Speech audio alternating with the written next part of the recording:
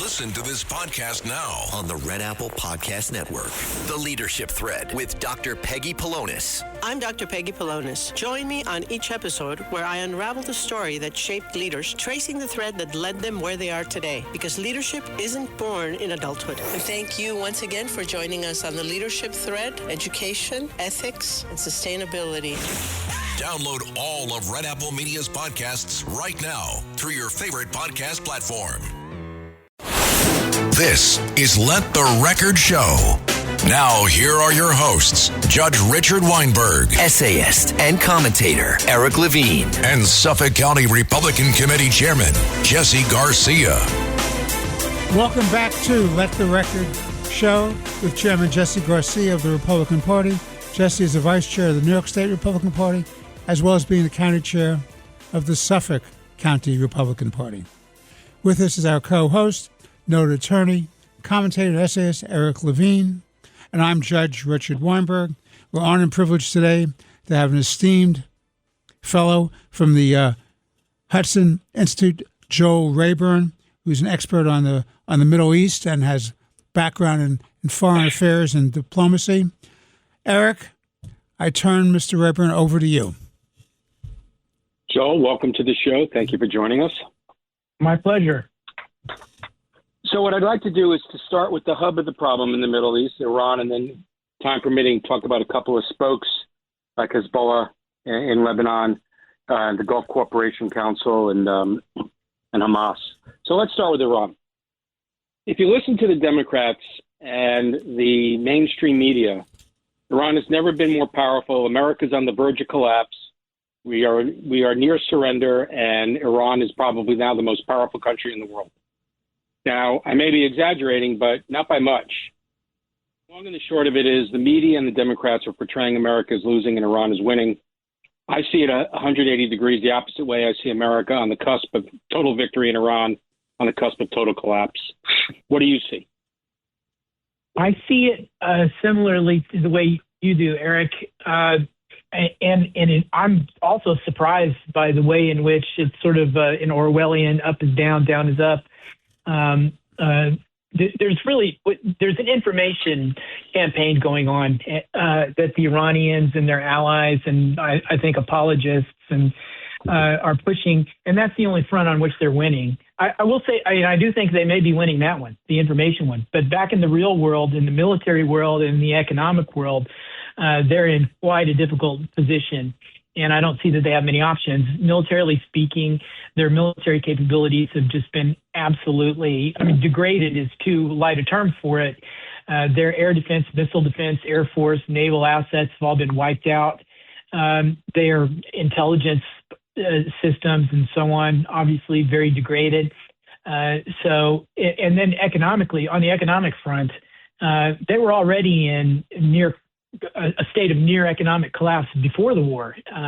So they're in free fall now. And the blockade that President Trump has applied, I think, really is an existential threat to the Iranian regime.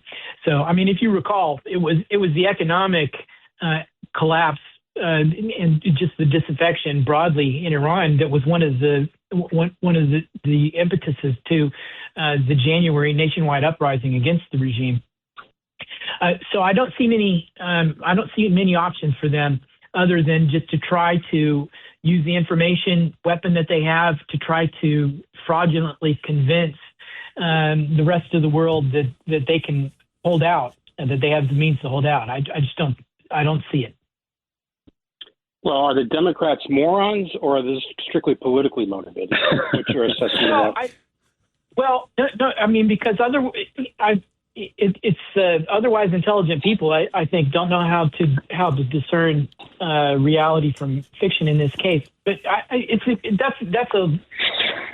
deserves an entire conversation of its own. It's partly that in the post-Cold War era, I think in a lot of people in the political sphere and the public became unused to being able to judge military power and relative military power. So I think people people didn't appreciate just the military imbalance, the military mismatch between the United States and Israel on one side and an opponent like the Iranian regime on the other. And but I mean, so it's a stark military contrast. But the public is not used to that, to being able to think in those terms. Well, it's interesting. You mentioned the post-Cold War era. Of course, the Cold War ended with the collapse of the Soviet Union. The Soviet Union didn't collapse because it was a military confrontation. The Soviet Union collapsed because its economy collapsed. It couldn't keep up with the West. So similarly, isn't that the strategy with the blockade? It is that. Well, it is. It's like a micro. It's like a micro containment strategy almost. But the Iranian regime is very vulnerable to that because of their economic mismanagement, because they didn't put away for a rainy day, if you will. They don't have much of a diversified economy. Certainly not their government revenues. Their government revenue stream, the state revenue stream, is wholly dependent on their oil and gas revenues, and there's only one exit point for them to get out into the global market, and the U.S. Navy can block that, is blocking that, and then if they do manage to run the blockade, or if they had vessels exports that were already out of the Persian Gulf before the blockade, well, those can be blocked too, because the money that they would get from the sale of their oil and gas can't be repatriated if the U.S. Treasury is enforcing sanctions on those transactions. They can try to hide through cryptocurrency, but then Secretary Bessent just told us yesterday that there's been an effort to hunt down their crypto channels and to seize $500 million of them. That's a pretty good shot across the bow, or upwards of $500 million. So I just don't think, financially speaking, they really don't. I think they're really on the brink of a cliff. Well, do you think any more kinetic military action is necessary to push them over that cliff, or is the economic blockade sufficient? That will depend on the patience, I think, that the administration and the U.S. and our allies can have. I think definitely a blockade plus tight sanctions enforcement would lead to the financial collapse of the regime over time. How quickly could there be leakages? Could there be some sort of illicit bailouts from allies? Might they have means to string it out? That's what they're hoping. That's what the regime is hoping to find, and what the Treasury and others are hoping to hunt down and block. So that is the question. Now, if given enough time, I think in a matter of several weeks, a couple months, they would probably get to the point where they couldn't continue. I felt they were close to that in late 2020 when we had the maximum pressure sanctions during the first Trump administration. They really got to the point where they were essentially out of foreign currency reserves. They were going to have to essentially collapse their currency, no longer be able to finance foreign exchange. They wouldn't be able to pay for any imports, and their economy would grind to a halt back then. That's what they were facing. And then the Biden administration came in and relieved the pressure, unfortunately. That was the story of what happened in 2020, 2021. So I think we're at a similar point now, but I think the Iranians are weaker this time around. So they don't have many options. Okay, that's a long way of saying, yes, it's possible, I think, without further military action, but it just depends on how much patience we can have for that. And it depends on if the Iranians at some point are going to lash out militarily in response to this economic blockade, which they have done in the past. Yeah, I don't think the American people fully appreciate that the reason we're in this situation is because of Barack Obama's nuclear deal and because Joe Biden's bailout in 2021, as you point out. Without those two actions, Iran is a basket case. Yeah, I think that's right. The Iran nuclear agreement was fatally flawed because, number one, just the concept that instead of deterring the Iranians from essentially having a nuclear program and all the other aspects of their behavior, that we would essentially incentivize or pay them not to opt not to do that. Well, they were going to opt to do it at some point. The second fatal flaw was that there were sunsets to all the restrictions. So over a course of 10 to 15 years, the restrictions were going to be lifted, and then they would be free to enrich uranium to whatever level they wanted, and not be subject to international sanctions. And then the third fatal flaw was that it gave them sanctions relief, and it was a commitment by the United States and Europe not to sanction their central bank, their oil company, and other elements of their core revenue generation, only if they agreed not to enrich uranium past a certain point. But it didn't say anything about whether they're going to sponsor terror or launch ballistic missiles at the United States or others, and ship drones to places like Ukraine or to Hezbollah and so on, or the Houthis. So those three things made it so that in the end, the Iran nuclear agreement collapsed of its own weight. It was just unworkable. I think people don't really realize that. See, to me, the greatest barometer of whether the United States is winning and Iran is losing is what are the actors in the regions doing? Mm-hmm. And the two best examples, I think, is Lebanon, who have entered into significant and real peace negotiations with Israel with the hopes of neutering Hezbollah, and the UAE's withdrawal from OPEC and their snubbing, although they attended the GCC, the Gulf Cooperation Council's recent meeting. Would you agree that those are good barometers to test that the actors in the region see America and Israel on the side of winning and Iran on the side of losing? I'm with you on your observation about the UAE and, frankly, other Gulf partners. The way in which they've gone from trying to basically hedge with the Iranian regime, in other words, to have a cordial relationship with the Iranian regime so as to stave off Iranian attack. The way that collapsed because the Iranian regime lashed out at them anyway, especially the UAE. And lashed out at the UAE even more harshly than they did against Israel. So that reorienting of the Gulf, I think, geopolitically, is a huge barometer. As you say, with Lebanon, I think the jury's still out. It's for sure the non-Hezbollah aligned blocs want to end the Hezbollah problem once and for all politically, get past it, and yes, have shown an unprecedented willingness to come to the table with the Israelis directly. But the Iranians are doubling down. They're attempting to double down in Lebanon by having Hezbollah just be as recalcitrant as possible and essentially daring the rest of the Lebanese to essentially go to a civil war. The Hezbollah with Iranian backing is basically in response to just really not that controversial political initiatives inside Lebanon, is threatening essentially assassination of other political leaders and return to civil war. So as I say, I think the jury's still out there. All right, let's Jesse, your turn for Mr. Rayburn. Mr. Rayburn, thanks for joining us. I truly appreciate it. I know we all appreciate it, so our listeners. And I also want to thank you for your 26 years of service as a U.S. Army officer and, of course, your continued service in public service. I just have maybe two or three quick questions. Number one is, who do you believe right now, based on your experience in the area, is in charge right now in Iran? Is it the military commanders? Is it the new head of the mullahs and such? Who's in charge right now that is really basically has the influence in that country as we go forward? That's a great question, Jesse. And I think the answer is no one really knows for sure. Mm-hmm. And I think the Iranians don't really know. And they're actually there are different factions that are jostling with one another right now.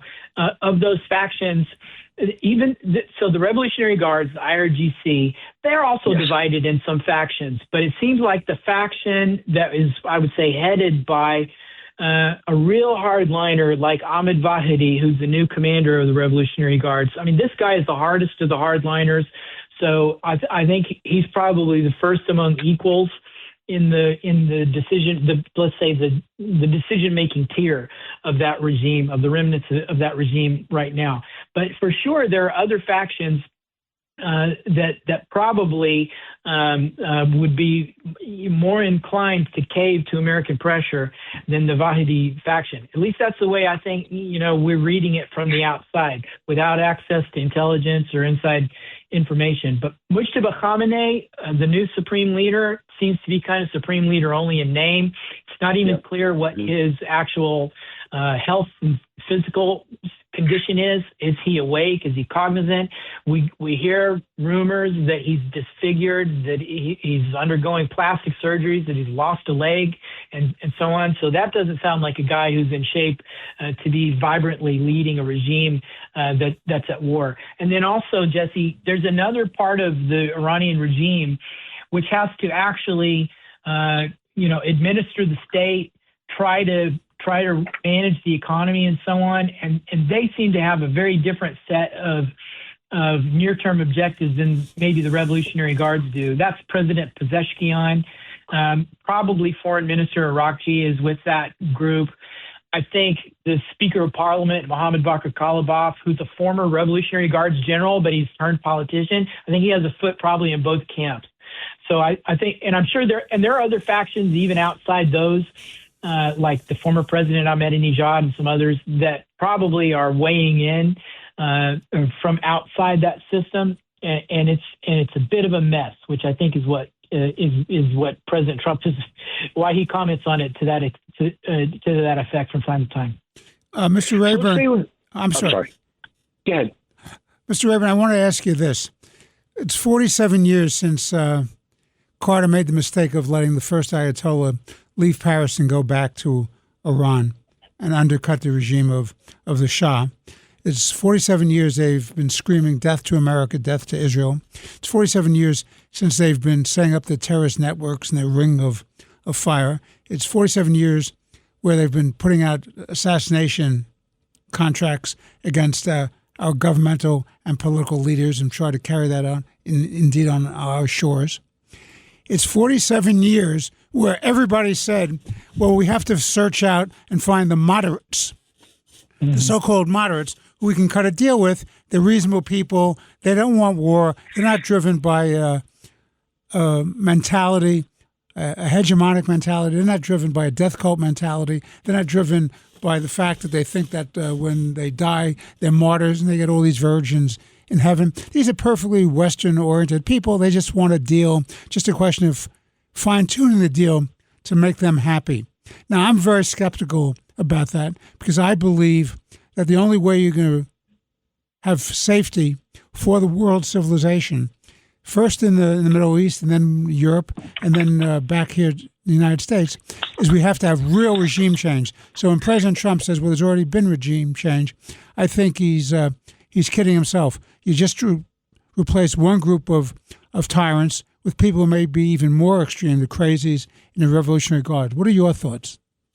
Yeah, I tend to think that the current regime is unreformable. And you are right. There's been a long debate over, well, the hardliners versus moderates, or what they call themselves in Tehran. And there are different sides in Tehran and in Iranian politics. One side calls themselves, or is referred to as the reformists. Those, I guess, are the moderates. And then the other side refers to themselves as principalists. Those are the hardliners who remain dedicated to what they see as the principles of the Islamic Revolution of 1979. But the difference between them is they're all the way at say the far right end of the political spectrum, and they're arguing over nuances that don't really matter to the United States. As the Iran expert Kareem Sajjadpour here in D.C. put it one time, where the principalists or hardliners want to chant death to America, but the reformists are willing to modify that to near fatal injury to America. So I think that neither one is really a sustainable policy that the United States can engage in. Now, I think, of course, President Trump, I think just by him saying that there's new leadership the United States can deal with, that actually causes a dilemma and has probably shaken up. It introduces the question into the Iranian regime elite that they will have trouble answering, and also makes them all wonder, well, which one of you is talking President Trump. Is it him? Is it him? Is it him? And keeps them guessing. So I actually think it's a pretty good information. So you think strategy. it's a mind? So you think it's a mind game that they're playing? It's psychological I have a warfare? feeling that's it. Yeah, I have a feeling that's it, because I think, you're right, 47 years. Well, for almost all of those 47 years, President Trump has been on record about what he thinks about the regime. It's one of the things he's been most consistently talking about alongside, U.S. trade relationships. So his attitude, I think, is pretty well known at this point. Well, Mr. Rayburn, on behalf of Chairman Garcia, Eric Levine, and myself, we want to thank you for being on Let the Record Show today.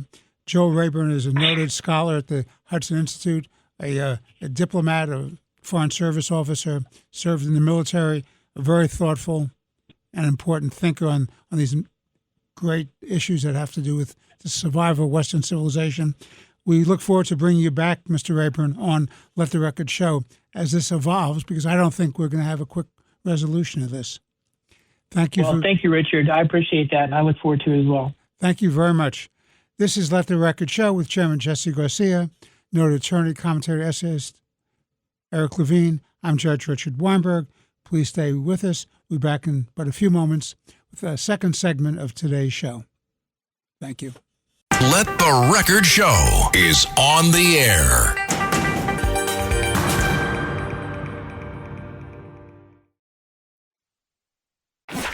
Oh, it's out of here. Home run Ferry Hawks. Get ready, Staten Island. It's time to celebrate 5 years of Ferry Hawks baseball.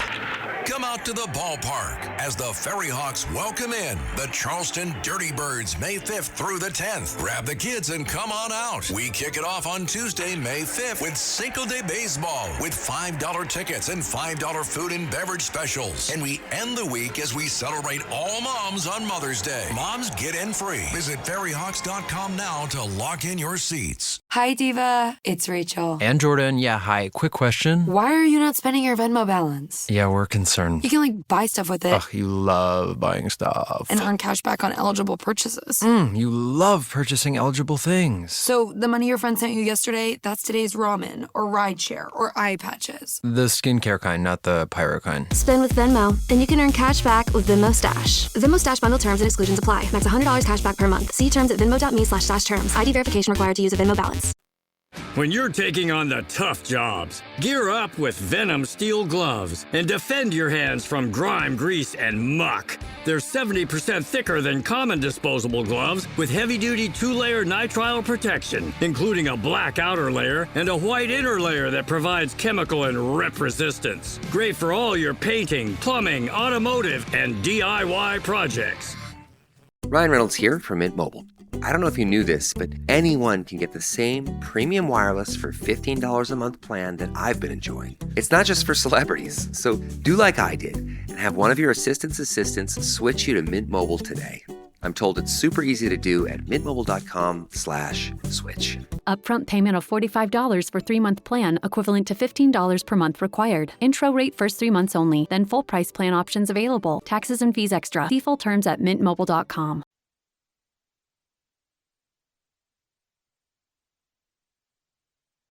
This is Let the Record Show, using common sense. Now, here are your hosts, Judge Richard Weinberg, Essayist and commentator Eric Levine, and Chairman Jesse Garcia. Welcome back to Let the Record Show with Chairman Jesse Garcia of the Republican Party. Jesse is the vice chair of the New York State Republican Party, as well as being the county chair of the Suffolk County Republican Party. With us, our co-host, noted attorney, commentator, essayist Eric Levine, and I'm Judge Richard Weinberg. So for this segment, we're honored and privileged to have another great guest. This time it's Brian Schwartz, the Wall Street Journal. I want you to know, Brian, it's the first thing I read every morning is my Wall Street Journal, and it's a very important newspaper. I think to me, it's now become the newspaper of record, me having given up my subscription to the New York Times. But I'm very happy to have you here. Brian Schwartz is a noted journalist, writes about the intersection between politics and economics, and happened to be at the dinner of the White House Correspondents at the Washington Hilton last Saturday. So, Brian, I'm turning you over to the first round of questions to Eric followed by Jesse Garcia. And with this time, I'll pop in. Thank you. Hey, Brian, welcome to the show. Thank you for joining us. Thanks for having me. So I want to ask you first about the White House Correspondents Dinner. As Richard pointed out, you were there. To hear the president talk about it when the shooter came in, obviously there was a lot of confusion and chaos. But he sensed a lot of this kumbaya moment amongst conservatives, Democrats, Republicans, progressives, MAGA. I mean, did you have the same sense that on the same team and everybody was worried about the same thing and everybody was concerned about everyone else? Thanks again for having me, guys. I mean, my feeling on it, I think, was very similar, if not identical, to everybody else in the room. It was scary. You know, you really didn't know what was going on except you heard the sounds of gunshots, and you're in the ballroom thinking, what's going to happen next? We all ducked for cover. I was next to my colleagues. Within about 5 feet of me was the Speaker of the House, Mike Johnson. So, you know, I'll just be honest with you. I mean, there are a lot of thoughts going through your head. I mean, Eric knows this. I've got a 3-month-old at home, my wife's at home, and you're thinking, I mean, could this get a lot worse? And luckily it didn't. But at the terms of bringing everybody together, yeah, I mean, all the journalists in the room, no matter where they're working, right, no matter what outlet they're from, pretty much jumped into high gear. And we at the Journal started putting together facts as we knew them on the ground. We started interviewing a lot of people. I was walking around the ballroom talking to different guests, people, CEOs and media people and the like, and witnesses, of course, to describe what happened. And that was definitely a pattern that night in terms of how we responded as an industry, and we all kind of came together to use our work to tell the story about what was taking place there. So this isn't the first time we've seen domestic violence in the United States. It's unfortunate, but it seems to become a fact of life in the U.S. And after each time there's some sort of shooting or some act of violence, everybody says we have to tamp down the rhetoric. We have to tamp down the pressure. Right. And that lasts for about 45 seconds, maybe a minute if we're on a good week. Do you get the sense that this is any different? Or because, I saw interviews with people like Jamie Raskin when he was asked about whether or not Democratic rhetoric contributed to any of the domestic violence. And he couldn't think of a thing that anybody had said on the Democratic side that would have ever possibly incited anyone to violence. Right. I mean, look, I think this is a moment where both political parties have to really kind of reconsider, as you kind of mentioned, Eric. They should be doing this at all these other types of events, of how they approach each other. I think that's what you're getting at there. I think that's definitely a moment to do that. Now, whether people are going to actually tone down the political rhetoric, whether they're Republican or Democrat, I don't know. I mean, as an American citizen, I guess I hope so.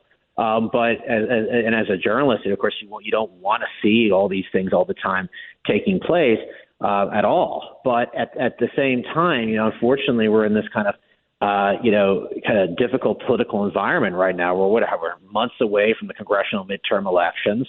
I suspect there's definitely conversations happening behind the scenes of changing the tone a little bit.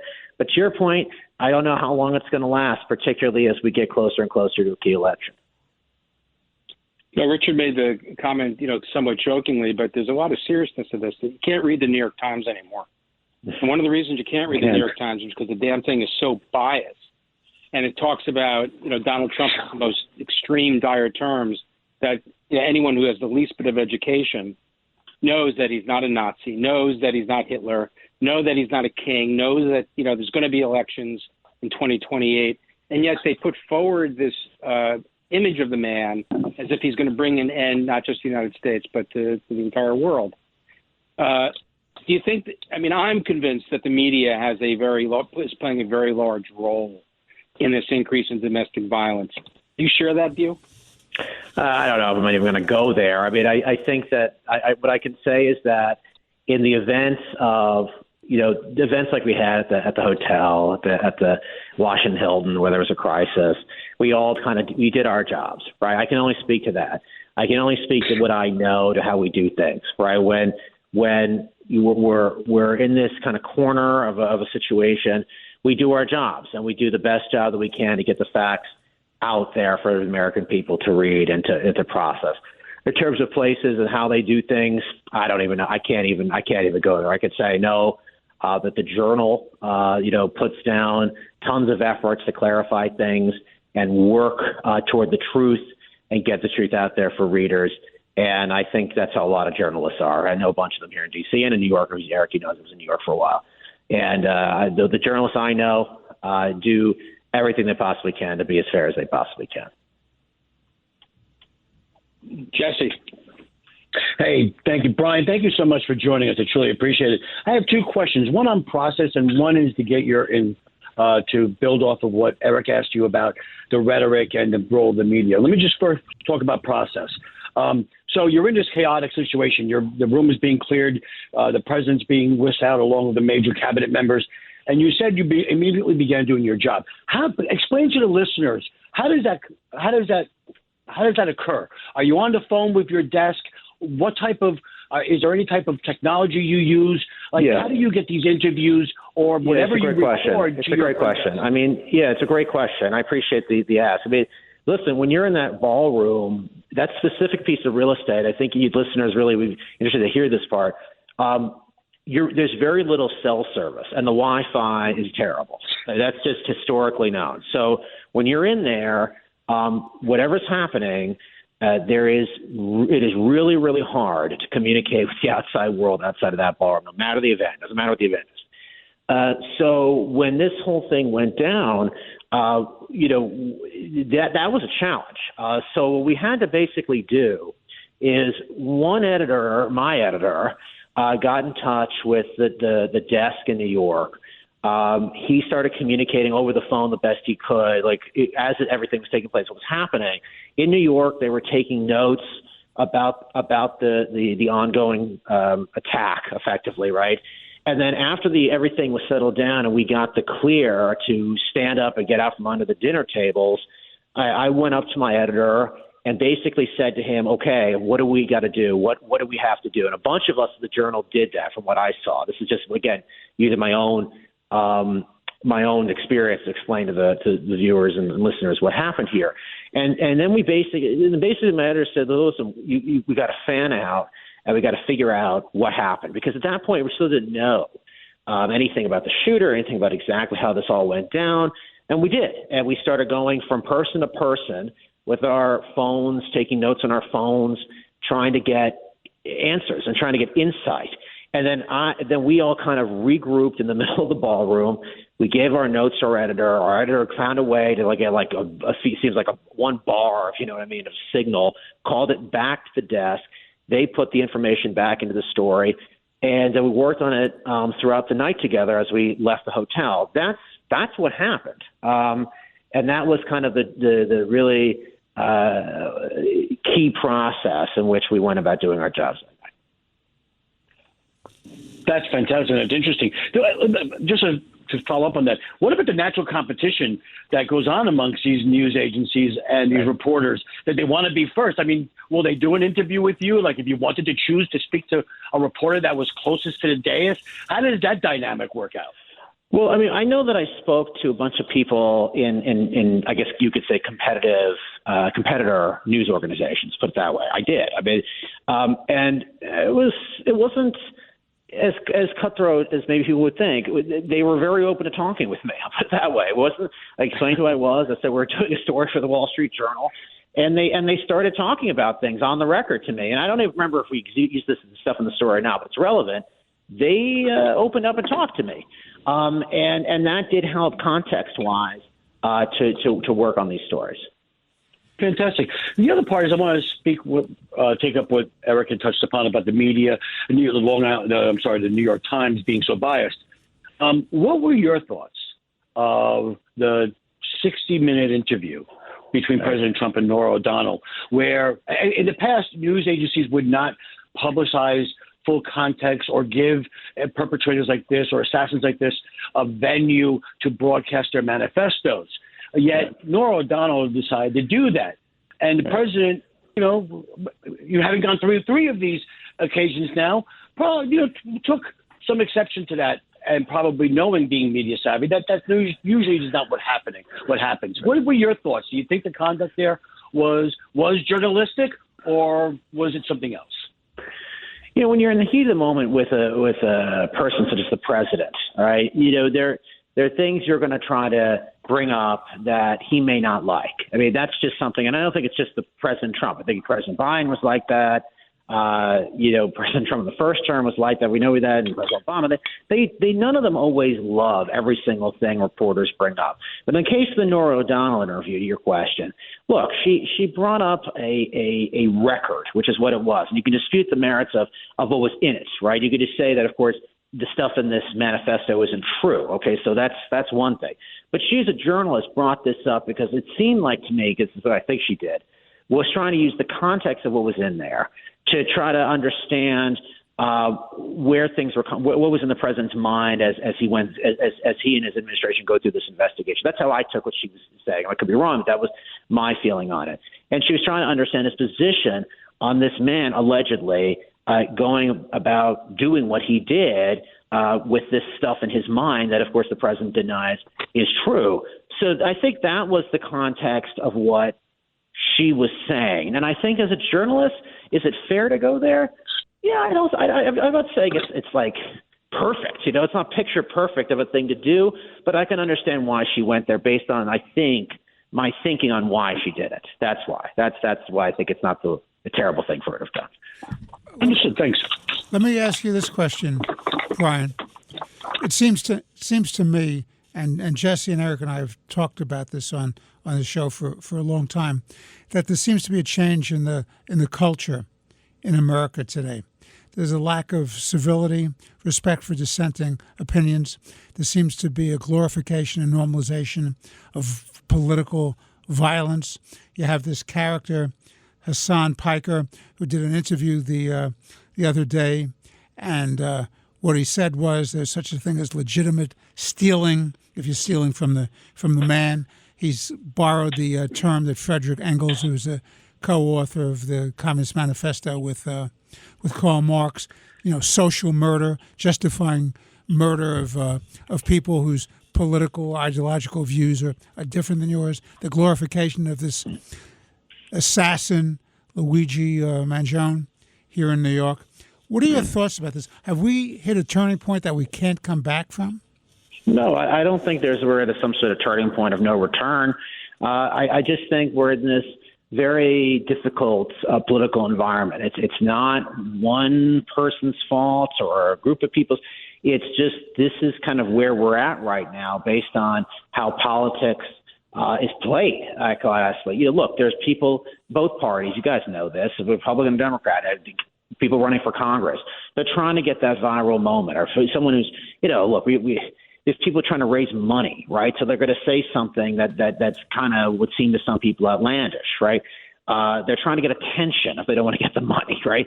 And it's become that feed through social media and the internet where people are just going to say stuff and get people riled up. Now, I don't know what goes through somebody's mind when they say things like this, but I think that's the, intention. It's the unfortunate consequences of where we're at right now in politics. And I don't know. I'm just a reporter. I don't know what the solution is. But I think there is some thinking on going viral on the internet, going viral on social media. That's become such a bubbling point in the way politics kind of rolls and the way social media plays a hand in that it becomes problematic after a while. Well, that's very interesting. Let me take you back to Saturday night. Let me tell you what troubles me. And I know the Washington Hilton. I've been at events at that. I've actually stayed at the hotel. I think, as an outsider looking in, that there was great credit to be given to the law enforcement, to the Secret Service, but there's also some critiques about what was done. I'd like your thoughts on it. My view is they did a good job as quickly as they could in containing this threat. But the real question is, why are they doing this at a venue like the Washington Hilton, where you have thousands of guests staying at the hotel at the same time as this event? We have more than a couple thousand people there. That's a real that's a real problem, which raises, to me, a very important question. Trump kept saying, well, we're going to try to do another event in the next 30 days.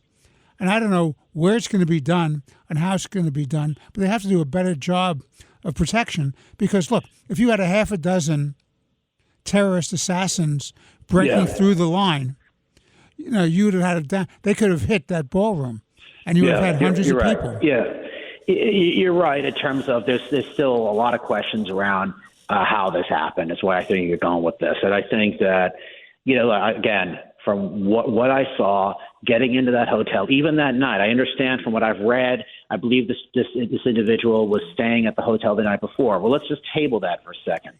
To get there were two buffer zones to get into the event. The first buffer was at this little, if you know the property, the little driveway area where the taxis can come pick people up. So there was an entrance there. This is to get into the entrance into the lobby of the hotel. All you had to do to get into that area, lobby of the hotel for this event, was to take a printed reception ticket, show them the ticket, and they let you right through. There's no guest list. There's no check the ID. There's no scan the ticket. Okay, that was the first buffer to get in. The second buffer was to get into the ballroom. To get into the ballroom, all you had to do was show your table ticket, and you got into the ballroom after they scanned you. When you went to the MAG scans, and you were through. So at that time also, no checking of ID, no checking your name on a list, no nothing. And so those are two key examples to show that there really wasn't the highest level of security for a president who has been under threat, as you guys know very well, before. And I think that's got to be in the thinking of the Secret Service going forward for the next time we do one of these things. Well, Brian Schwartz, I want to thank you, distinguished journalist from the Wall Street Journal, my favorite newspaper of record. I don't know if it's anybody else's. It should be everybody's, but I read it. It is my Bible. My only objection to the Wall Street Journal, I have to tell you, Brian, is you don't have a Sunday edition. Oh, okay. That's my big problem. That's my big problem. But on behalf of Chairman Jesse Garcia, Eric Levine, and myself, I want to thank you very, very much for being on Let the Record show this week. And as events unfold in Washington and this intersection that you write about between politics and economics, Jesse and Eric and I would like to bring you back if you're available. Thank you. I appreciate it. I'd love to come back. Thank you. Thank you very much. Thank you, Brian. This was great. This is Let the Record show with Chairman Jesse Garcia of the Republican Party, noted attorney, commentator, essayist Eric Levine. I'm Judge Richard Weinberg. Please stay with us. We'll be back in but a few short moments for a final segment with hopefully more important and interesting conversation. Stay tuned. This is Let the Record Show.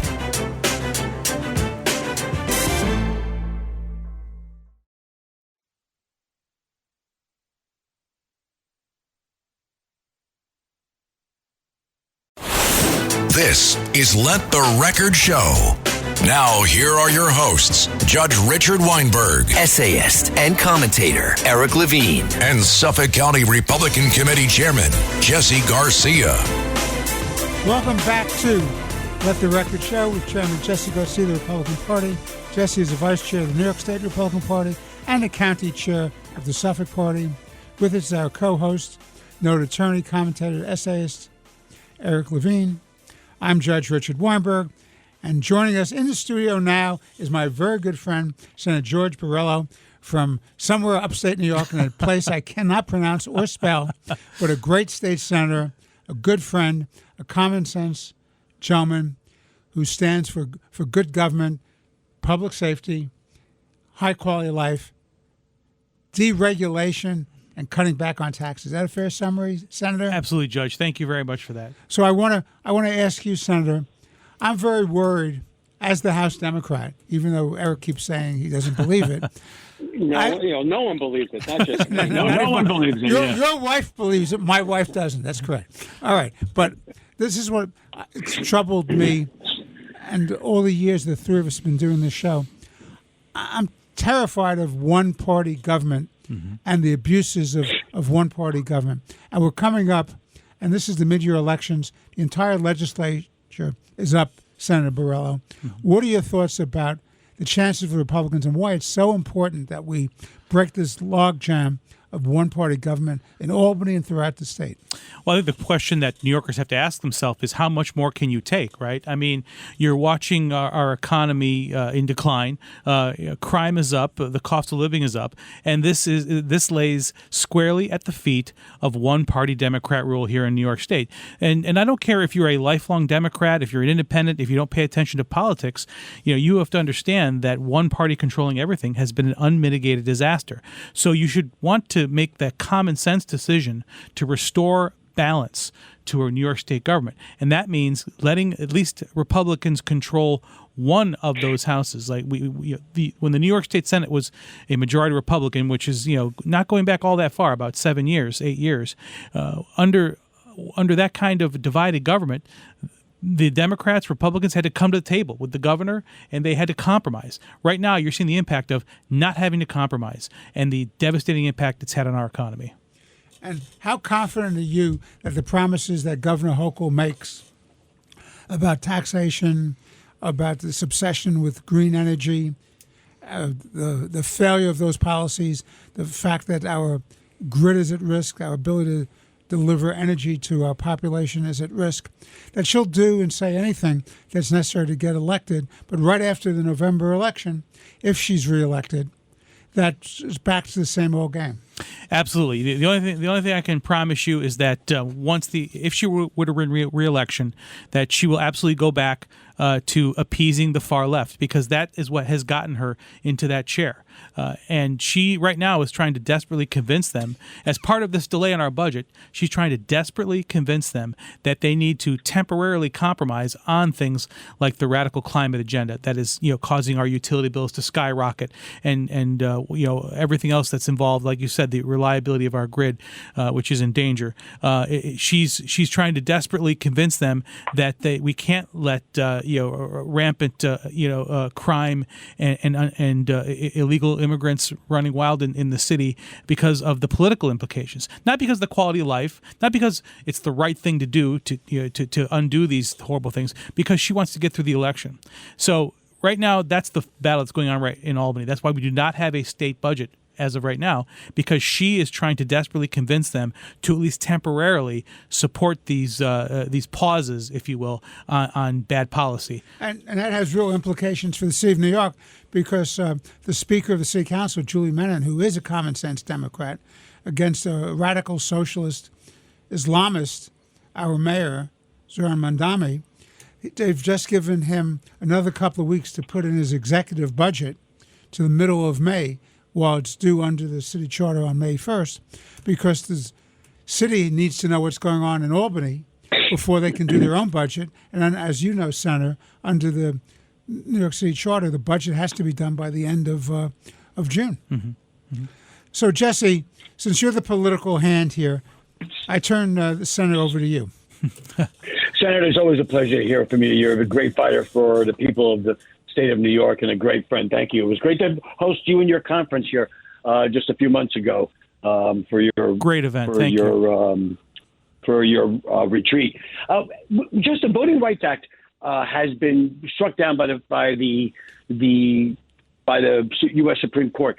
What implications do you see coming forward now here in the state of New York? Do you see the Democrats trying to redo maps, or what will this show and demonstrate for redistricting, say, if the Democrats do find some common sense and allow it to happen at the next census? Jesse, how much is that going to be able to help us out? Since this is Let the Record Show, let me just correct the record. The Supreme Court on a 6-3 vote did not blow out Section 2 of the Voting Rights Act.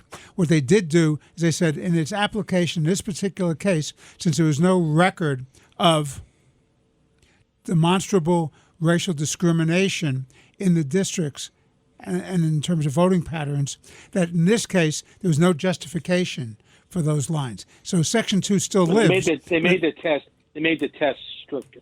Exactly right, Eric. They made the test stricter.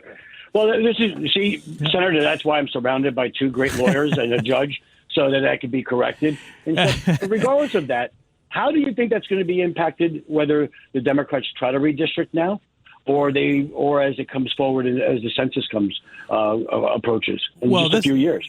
This is where, Jesse, you're exactly right. This is where the politics overrides the actual policy. They're using this ruling by the Supreme Court as an excuse to do what they've already planned to do, which is to push forward with trying to do some kind of redistricting outside of the normal 10-year cycle. And by the way, they were sticking to this before that. The governor, the leadership of the majority in the Senate has said that they are going to introduce and pass this year the first step in changing the Constitution of New York State to allow for mid-cycle redistricting. They've always wanted to do this, and they are going to do it. And now it requires there's a little bit of a heavy lift here. It's going to require for it to be passed this year and next year in two consecutive cycles, and it's going to require, of course, for it to be on the ballot for the people of New York State to vote on in order to change the Constitution. And but that's where it becomes a fight, a very expensive fight, because the Democrats are going to lie. They're going to say we need to do this to protect democracy and all these things. But the reality is, if you look across this country, you look at states where the Democrats have been doing gerrymandering for years. You have states like Massachusetts, which has about 40% Republican registration and 0 Republican members in the United States House of Representatives. And that there's one, I believe it's 9 states where there are a significant percentage, as close as 50%, by the way, of registered Republicans compared to Democrats that have 0 Republican members of Congress. So Democrats have been gerrymandering for decades now to get where they are right now, and they want to do it even more. I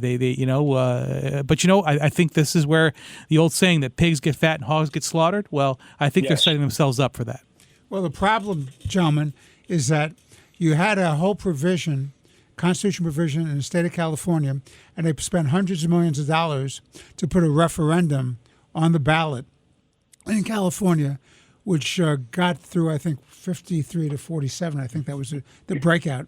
So a substantial amount of the population of California was against this. They totally superseded their own constitutional mandates to do this gerrymandering of the districts to try to upend that. And recently in Virginia, gentlemen, the Commonwealth of Virginia, where you had a 6-5 breakout in the House of Representatives, I think it was six Democrats and five Republicans, they redid the lines 10-1, and the way they gerrymandered districts, it was the lines itself, they're not contiguous, they don't have shared values, communities. You're going to wind up having 5 people out of Fairfax County who are going to control the congressional delegation to Washington. That's absolutely awful. Now, that's in the courts, and I'm very hopeful because the technical defects, the procedural defects, that'll be set aside. But, Eric, what are your thoughts about this whole phenomena of gerrymandering? And Elias says we have 2 minutes, so what are your thoughts on that? Well, I'm generally of the view that we should gerrymandering has been a part of American politics since the inception of the country. So there's nothing new here. Just move along. But I am somewhat bothered by the gerrymandering within the 10-year period. I think it should be every 10 years between the census. I think that makes the most sense.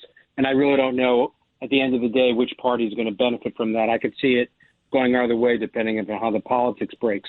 But I would like to ask one question, George, coming back to our original topic about Richard's point about a one-party state. I agree with you 100% on the dangers and the problems that a one-party state creates in New York, and that the radical left controls New York. And but my question is, if this death spiral that we're entering, if we're not already in it, is so devastating to the state, and I guess the best example of that is we have elected an anti-American communist Jew hater as mayor. Yep. And I don't agree with Richard on the assessment of Speaker Menon that she's somehow a common sense Democrat. She's a radical lefty, but compared to our mayor, she seems normal. I filed a dissenting opinion on that. Go ahead. Okay, that's fine. My question to you is, if the Democrats are leading us into this death spiral, into this hell, why can't Republicans win? Well, it's got to do with a number of things. First of all, the way our government is structured in New York State is inherently corrupt, and Republicans don't have the opportunity to bring forth common sense legislation that actually gets voted on. That's number one. Number two is, it's easy to get away with evil things when you're distracting people with, as Shakespeare said, bread and circuses. And that's what's going on in New York. Lots of freebies, lots of rhetoric, lots of talk, in 3-word sentences, tax the rich, fast free buses. When you do that, it's easy to command the attention of a short attention span society. Well, with that insight and wisdom, I want to thank my good friend, Senator George Borrello of the New York State Senate, for doing the drop-in into the studio. It's always a privilege and pleasure to see George. I want to thank Chairman Jesse Garcia and Eric Levine for being with me again today. We're fortunate that we had Brian Schwartz from the Wall Street Journal and Joel Rayburn from the Hudson Institute joining us today. We want to thank our listeners. We hope you join us again next week. And as always, God bless you. God bless your families. And, of course, God bless America. We'll be talking with you again next week on Let the Record Show. Thank you. Listen to this podcast now on the Red Apple Podcast Network. Why is the middle class shrinking? Why are people facing an affordability crisis while marginalized individuals called informals grow in numbers? Join me as I travel the world, speaking with people living in invisibility, the leaders working to solve it, and uncovering the hard truths shaping our economy and daily reality. Download all of Red Apple Media's podcasts right now through your favorite podcast platform.